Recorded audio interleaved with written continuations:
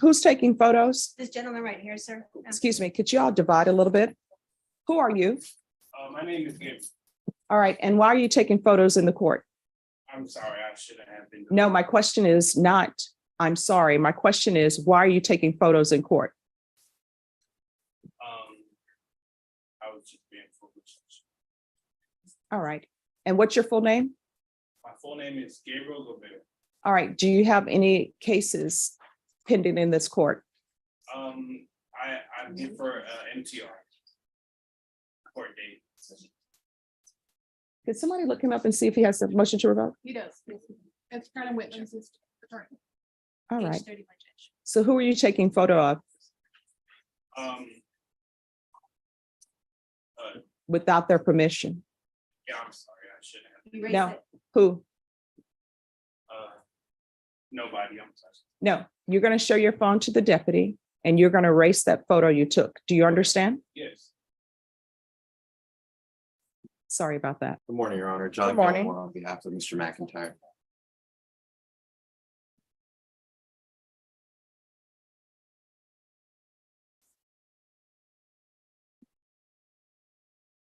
All right. So where are we on discovery? Judge, just to let you know, there's a pretty much of a mountain of, there's 7 boxes. Okay. Not necessarily all the case in chief, I guess, I mean, the actual event, but Mhm. there's several different letters and other things that I've talked to Mr. Jerry Goldstein, that is part of the defense team Mhm. earlier or yesterday. I know he's out of town along with John Hunter, who's having his first child or second child, I believe, Mhm. or his wife, his brother. Okay. And so I am in conference with them. So discovery is still not up to spec yet, so Calm down, please. I Please be taking photos. Step outside, sir. think you. another setting. Oh, just 1 second. All right. So if I reset this for 60 days, is that enough time or do y'all need more time for discovery?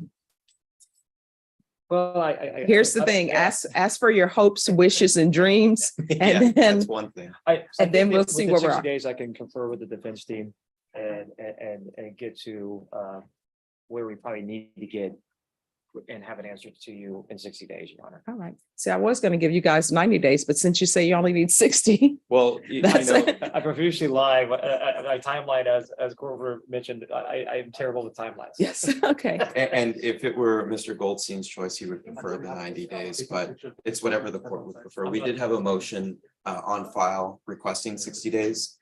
So that's perfectly fine with us, Your Honor. All right. So this will come back in 60 days for discovery to make sure that everybody has their discovery and everybody's had a chance to review the discovery. Then the next step after that, in this court, I require everyone to make a plea offer. Whether or not you accept it or not, of course, is completely up to you. And then I give people plea deadline date. And then after that, it's jury trial date. So Ms. Ferguson, on McIntyre, if I can have a 60-day reset for discovery. It'll be October 5th. All right, October 5th. Is there anything else? Nothing from the state, Your Honor. Nothing further from the defense, Your Honor, other than we appreciate it and appreciate no more. So the last thing I had, he was in the hospital. He and has been restored to competency, Your Honor. Okay. So have you had a chance to confer with the state? I have, Do you have all the discovery? I believe I do. And they've made a counteroffer today. My client has rejected that. So I need a trial setting, Judge. State, how long do you expect this trial to last? Case in chief, Your Honor, just like 2 days. All right, Ms. Ferguson, this will be a 2-day trial. And it's on Wesley Crawford, and we'll need a quick one. A quick turnaround. Do you guys want me to send out the impact board? Just in case any cutters get called? When is that? That's the 21st. Judge, I'm especially set in Uvalde for a sex case that they've been resetting me because I keep getting stuck in Bear County. So they Okay. gave me a special setting on the Okay. 21st. That it should be done in 4 days. Okay. She's specially set out of county. Okay. I also have them going on the 29th as well. You guys are set. August 29th. Sure. 29. Yeah, y'all have, No parece, I señor. don't have that marked down.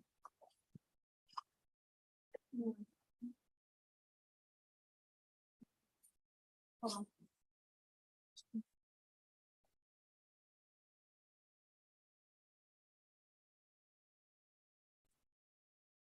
I know the 186 has impact on the 28th. Still work. Yeah, wait. Yeah, they sent me there. We're all the next- Mhm. no, the seventh. Nobody likes me. What? We can do September 12th. Judge, on September 12th, I'm gonna take my mother on her dream vacation of a lifetime to Spain. Oh, Um, wow. After she kicked cancer, I promised her that I would take her. and Oh, that's you the have to way- do that. that's The only way- thing that would stop that if you decide to stay here, try the case, I get a visiting judge and I take your mom. I could do that. I'm not gonna be able to She's do a that. handful. Yeah. All right, so what, October 10th. October 10th? Winner, winner. All right, we'll be back on October 10th. And October 10th will be your plea deadline date and jury trial date. Thank you, Judge. All right, is there anything else? Does he need a written? Discovery, where are we on discovery? Judge, I've received some stuff. I believe I'm still waiting on a couple other things. I'm not sure I have all the reports for the autopsy. I've talked to Mr. Garaham this morning to let him know that I am missing a few things. So, he asked me to ask him for one more reset to have the discovery complied with. Yes, sir. 60 days, is that enough time? Yes, yes. All right, Ms. Ferguson, can you give me a 60-day reset for discovery? I guess, I can put it the same date or just one day. Sure. All right, the 10th Yes, what was it, October? is October 10th. 10-10. That's a Tuesday. Okay. All right, so we'll, Discovery, Judge. yes, that's discovery. You don't want a shock to say, nope, it's trial. Well, make sure Angelini's not here. October 5th. Judge, Oh. that's the other day. That's it. Okay, Oh, that's when, yeah, that's the other murder that's coming back. Yeah. all right, so you want October 5th or October 10th? October 10th would be best, but if you want to put me October 5th, I can come here at that. Well, All right, we'll put it down for October 10th. And Mr. Hernandez, that will be the day that both attorneys will make sure they have all the discovery. And then after that, the state will be able to tender an offer, and I'll give you a quick turnaround date for a plea deadline date. Do you have any questions?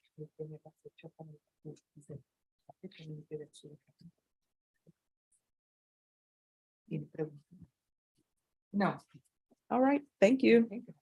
de acuerdo, me entregando, what is it? Motion to revoke, and we have a new number one. Where are we? Yes, Your Honor, the 600 an offer, global offer to resolve both the new charge and the MTR.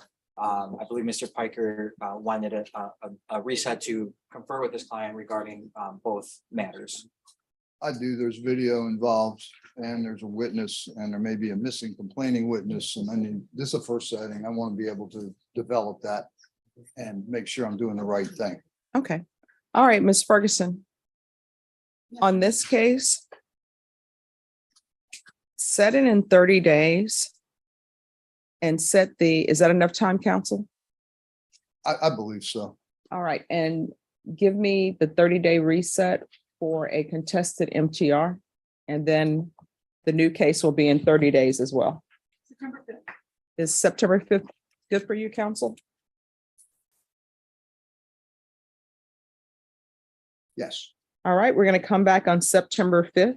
On that date, we'll have a contested hearing and we'll see what happens with the other case. Yes, Your Honor. All right. Thank you. in the works for potential DDRF, mental health inpatients. All right, you all are all in the wrong place. You're over there, counsel. For DDRF inpatient judge, this is the duly diagnosed residential facility through probation.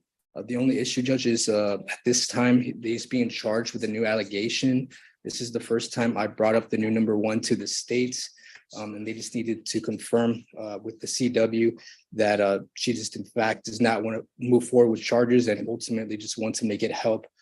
Just to All right, does anybody want to call the complainant now? Say just attempted to make a phone call to the complainant and left a voicemail at the only number we have currently for the complaint. Do you have the complainant's number? Judge, she's listed as Jane Doe in the offense reports. So my plan was to get with my client's mother to have her get with the complaining witness to get in contact with the state just to corroborate. All right, let's do this. Why don't you talk to your complainant? Find out what his mother's number is, if he knows it, or the complainant's number, and you and the state can talk to the complaining witness. So if the agreement is for DDRF, and people are telling me there's mental health issues, which it appears to be because I ordered a MIC evaluation, that way we can move him on his way so that he can get the mental help he needs, depending on what the complainant says. Yes, Your Honor. Do you know the number of your mom? Okay, we'll work on that, Judge, and we approach when we get there. 10 minutes in, and this courtroom is moving like a storm. Case after case, discovery disputes, federal questions, and a tension you can almost feel through the walls. But one moment stands out. A man facing 5 years and deportation for kidnapping, his fate sealed with the words, "Yes, Your Honor." Justice moves fast here, sometimes faster than anyone can truly understand. Do you think this system gives real second chances or just keeps the cycle turning? Tell us below. And don't forget to like and subscribe for more real courtroom moments like this. And state your name for the record. George M. Ramirez Jr. All right, defense. Thank you. Can you please introduce yourself to the court and explain to the judge where you work? Yes. So my name is George M. Ramirez Jr. I am a community pastor for a ministry called Immersion Outfitters on 1604 Braun Road. And I serve as the leader for that ministry, overseeing men and women's Bible studies and teachings.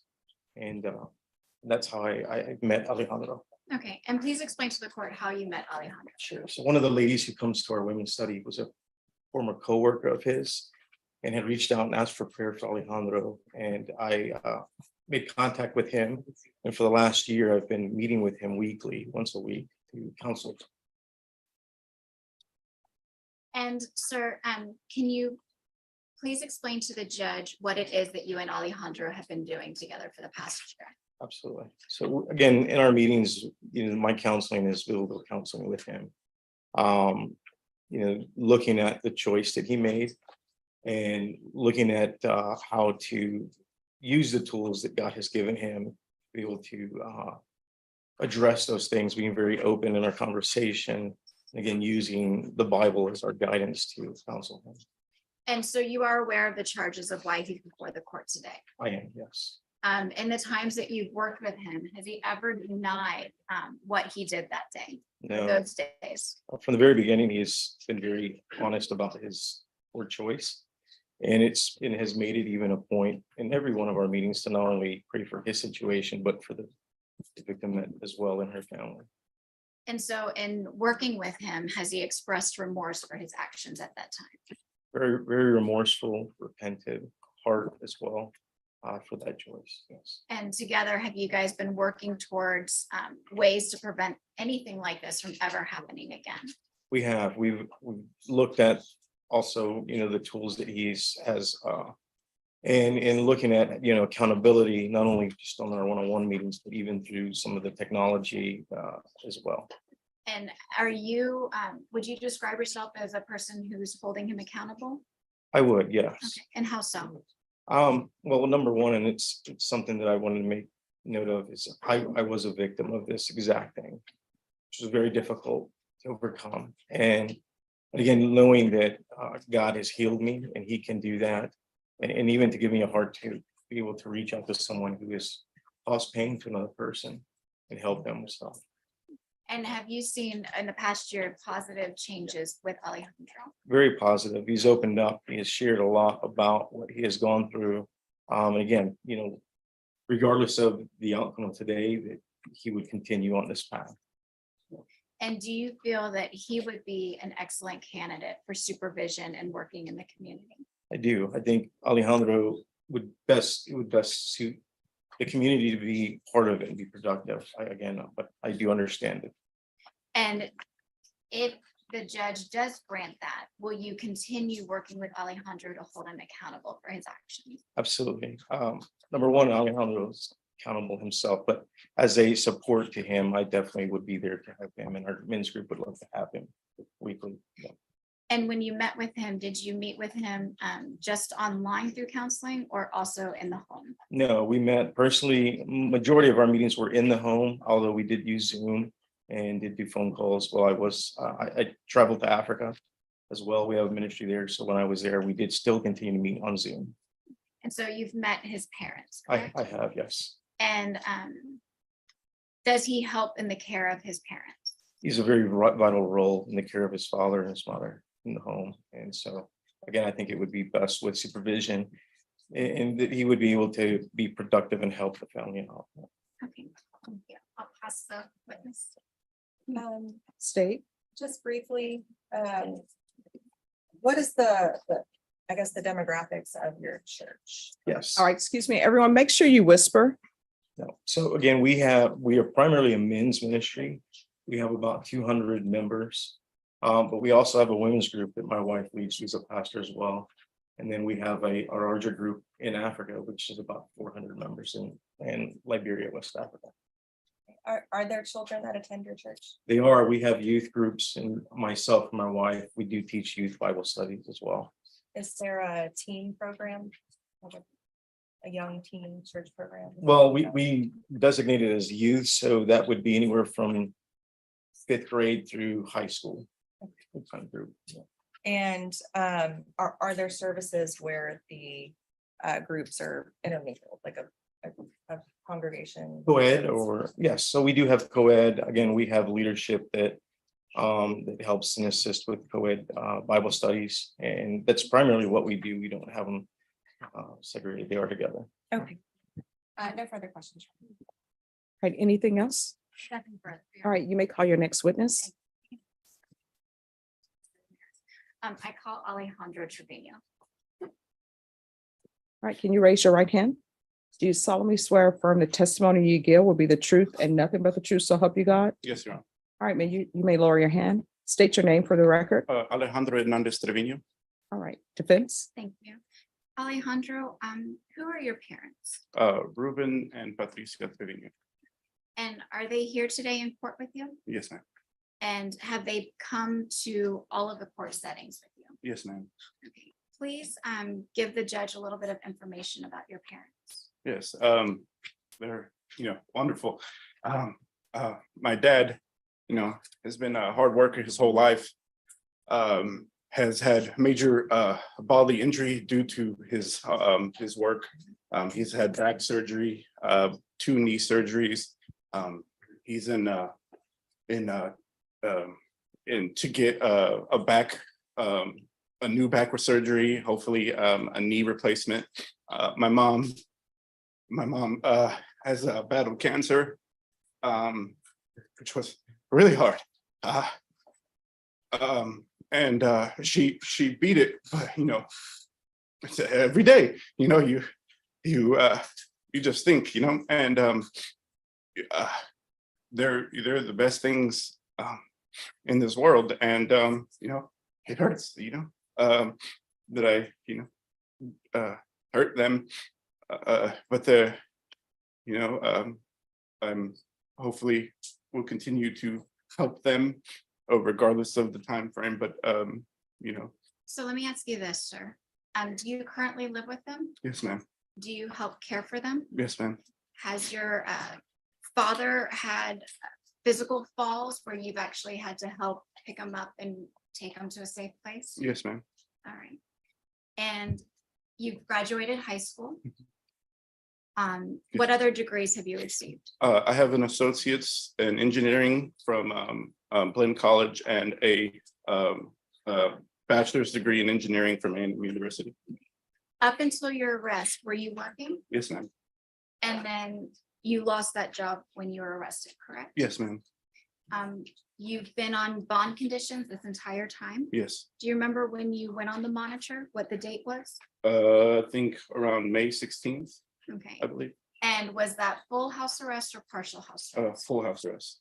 And to your knowledge, have there been any violations reported to the? The tone shifts as new defendants step forward, each story unfolding like a thread in the same fabric of justice.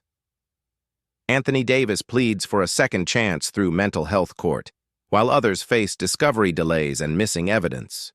The judge's patience wears thin, but her focus never wavers. In this courtroom, compassion meets control, and not everyone walks out with relief. Which moment hit you hardest? The plea for help or the weight of accountability? Drop your thoughts in the comments and make sure to like and subscribe for the next turn in court. While you've been on bond. No, ma'am. Now, before we came up here today, did you review with me the PSI and TAP report? Yes, ma'am. Do you agree with everything that was written in there? Yes, ma'am. If the judge is to give you and grant your application for deferred adjudication, are you willing to follow any and all conditions of the supervision? Any and everything. You understand that with the offense, no matter if the judge grants your application or if you're sent to prison, you will be having to comply with Chapter 62 for the rest of your life. Yes, ma'am. correct? Have you done your own research to understand what that's going to entail? Yes, ma'am. Okay. Now, specifically, after we reviewed the TAP evaluation and the PSI report, did I hand you the second document, the email from the victim's mother? Yes, ma'am. Okay. Did you review that letter? Yes. Were you aware of the mental health issues with the victim prior to your relationship with her? No, ma'am. Okay. Did reading that open your eyes? Yes. Okay, how so? You don't think what your actions mean until you see it. And that hurts more than all of this. Being responsible for those feelings and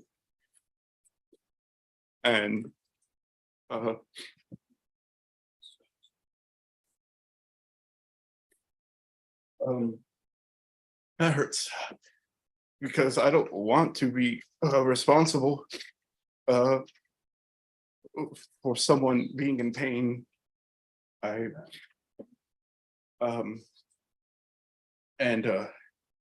That hurts more than anything, and I am deeply sorry. And I just hope that God helps everyone, and Now, when you say you don't want to be responsible, you understand you are responsible. yes, ma'am. You're not denying anything. No, ma'am. And if the judge grants you your supervision, or even if the judge does send you to prison, will you continue spending the rest of your life making up and feeling sorry for what you did? Yes, ma'am. I'll pass the witness. Your Honor, I have no questions. All right. And you were aware that the complainant was underage, is that correct? Yes, ma'am. All right. Is there any other questions? There's no other questions and there's no other witnesses, just argument. All right, the court will hear argument, and I appreciate your honesty. Yes, ma'am. Thank you, Your Honor. My client, the reason we submitted the documents to you is I've gone through all of the evidence with my client. So he is well aware of what was submitted in the plea agreement and the stipulations, as well as anything that was and everything that was conducted during the investigation. He has, Brittany. Oh, Sorry. He has no questions or no disputes about anything that was presented. Even with me in our conversations, he was always very honest about his actions. Yes, he did know how old she was.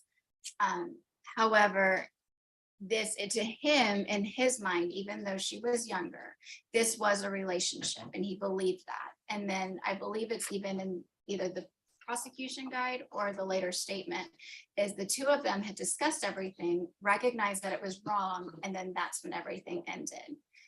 He was later arrested. He was always honest about everything, He is simply asking for the court's mercy in allowing him to go on to deferred adjudication. No matter what happens, he is always going to regret his decisions at that time.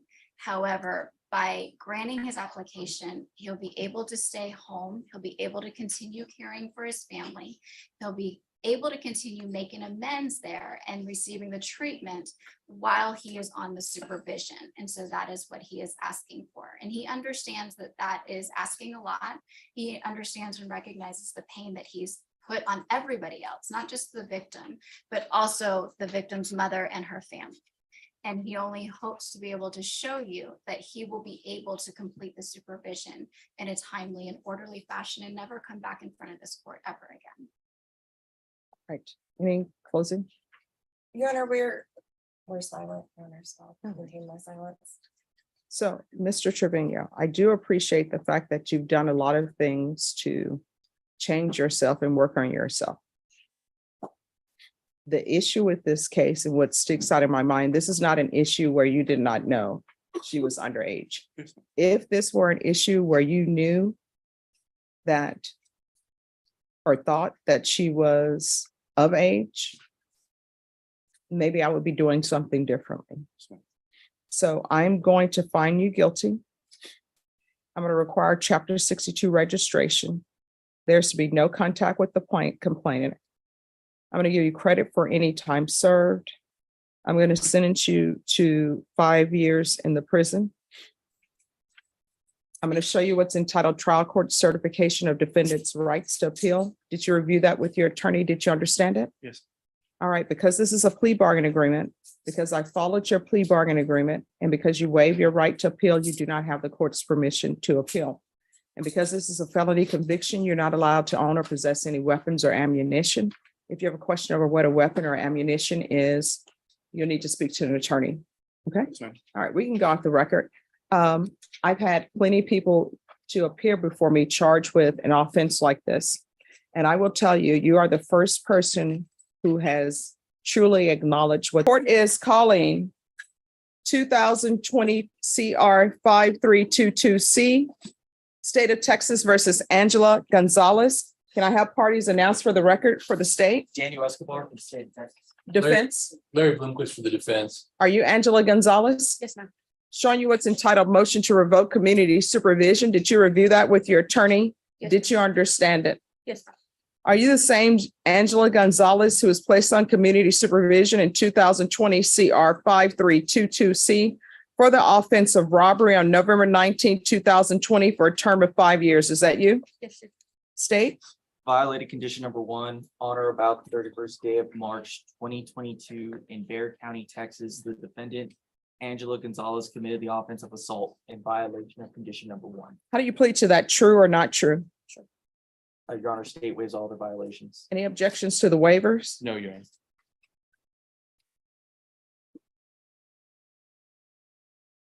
All right. Did you understand by pleading true to violation of condition number 1, court could find it true, grant the motion, sentence you up to 5 years in prison and up to $1,000 fine? Did you understand?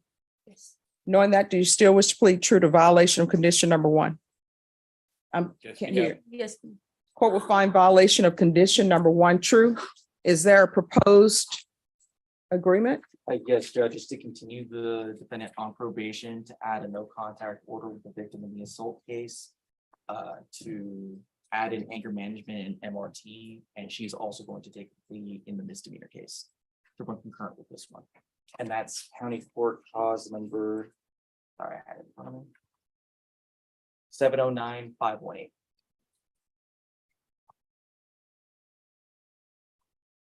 All right. Probation.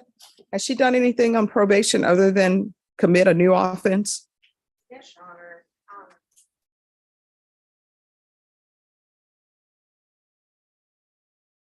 Her UAs for the last year at least have been negative. There's been a couple of diluted. She did finish the outpatient program. She completed her parenting class.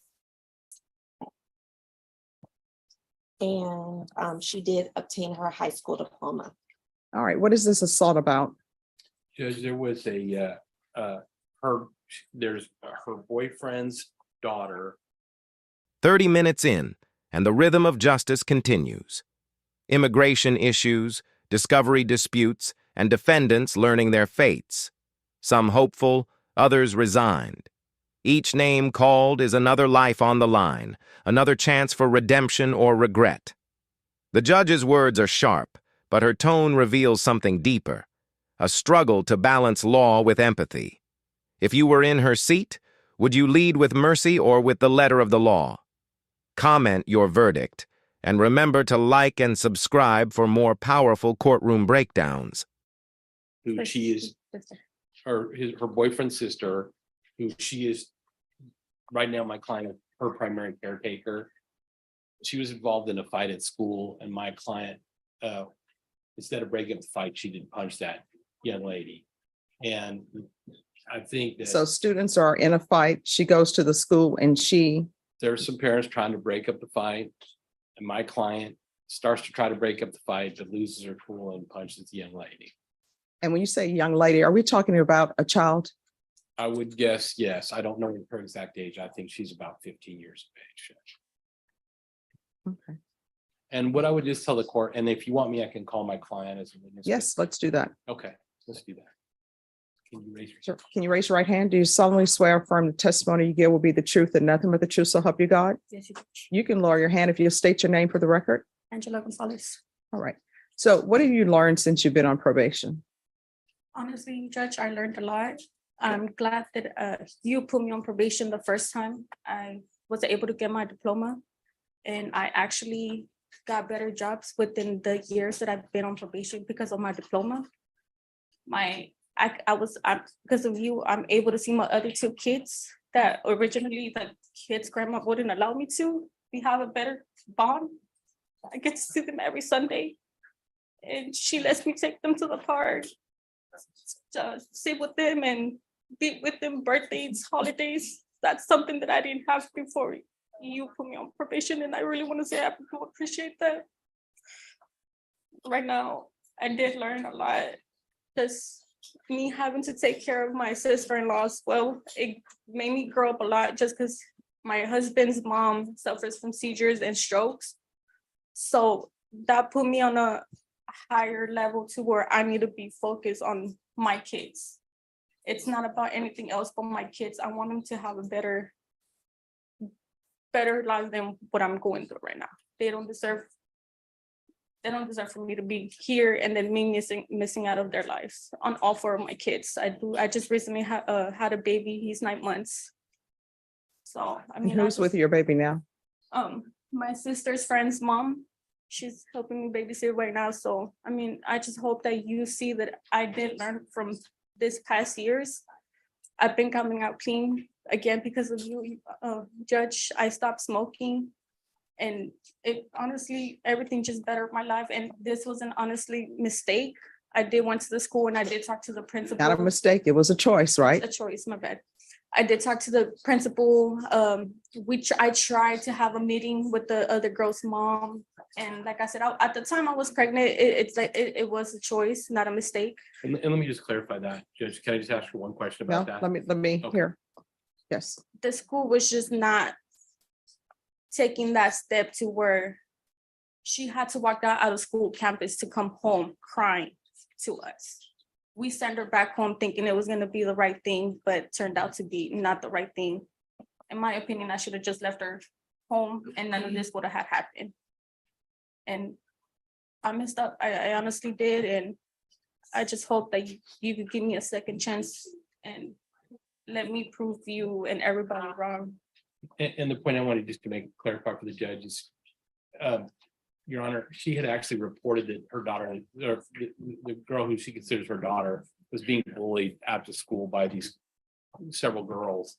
And she had been reporting that to the school and they hadn't taken any action. And unfortunately, I think one thing I just tell the court is I've had extensive conversations with Angela. She's an extremely great person. She's made some bad decisions. And one of the things that I've been talking to her about is her need to make better decisions. And she's doing a lot of great things. Unfortunately, she had this horrible decision that she made that's put her in front of you. And I can tell the court, I feel like she's very, very remorseful for what's happened. I think she's realized that not only has she put herself in peril, but she's put the kids that she's caring for. What steps have you taken with the school? She doesn't, she longer doesn't go to that school. It was a middle school. I just enrolled her in Highlands High School. Okay. So, I mean, right now that school is out of I will never put my kids in that school just because they don't know how to take steps on how to protect their students. All right, State. So Judge, we were able to talk to the complainant in that case's family.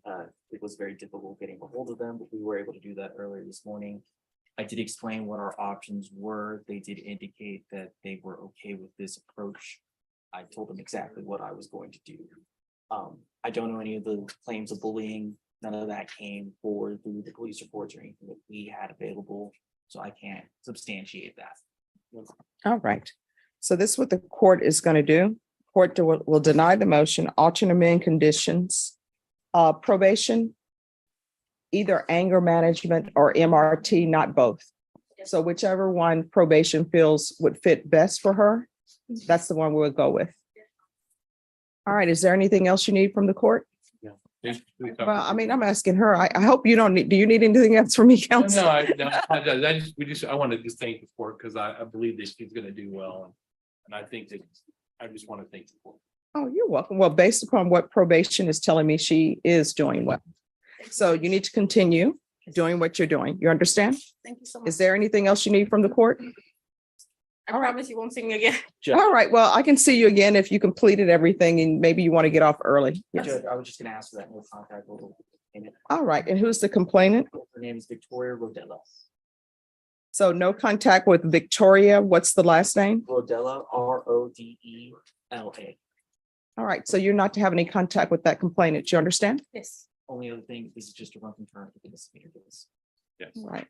And I'm going to make a schedule, Judge, to get Plea on that as soon as possible. All right. What is the cause number in that? That's CC 709-518. 508? 518. 18.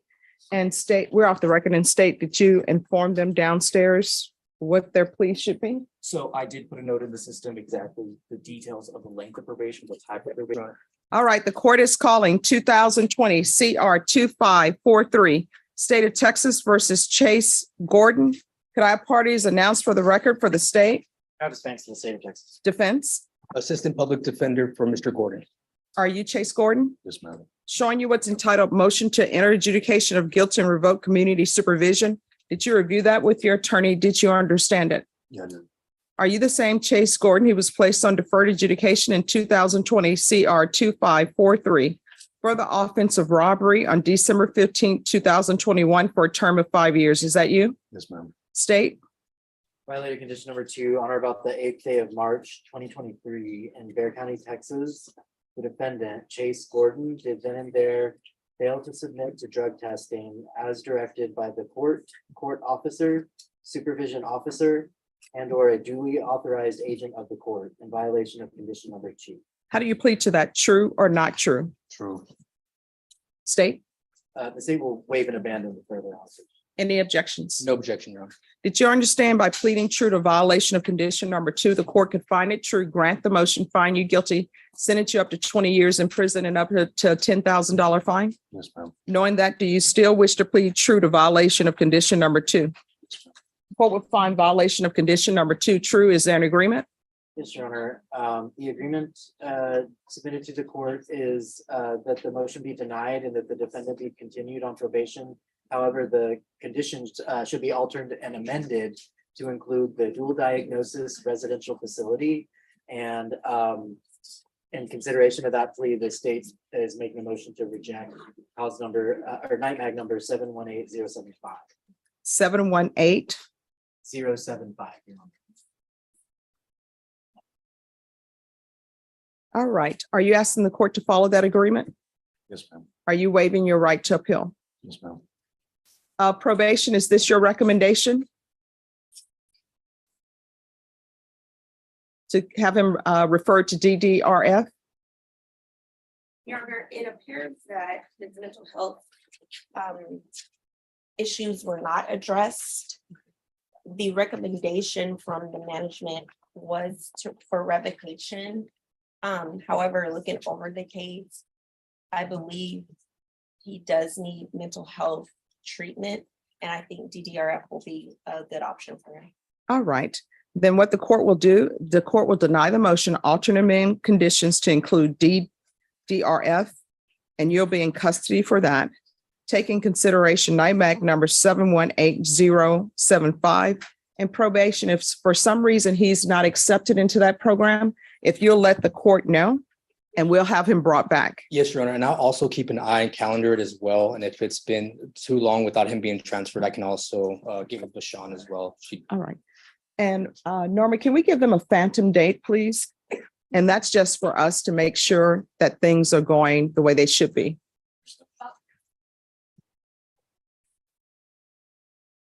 It's probably a little longer. Mhm.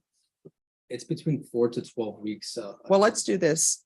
Let's set it for 45 days just to make sure he hasn't fallen through in the process. And we'll do it as a phantom date, and they'll be able to give us an update on the wait time. Sure, sounds good, Judge. I can do September 28th, Judge.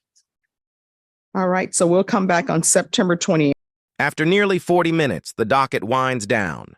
From kidnappings to mental health pleas, every decision echoes through the lives of those who stood before the bench.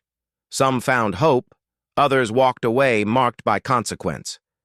The law has spoken, but justice? That's for you to decide. Was this courtroom fair, or did some stories deserve a different ending? Share your thoughts below, and don't forget to like, subscribe, and stay tuned for more true courtroom moments that reveal what justice really looks like.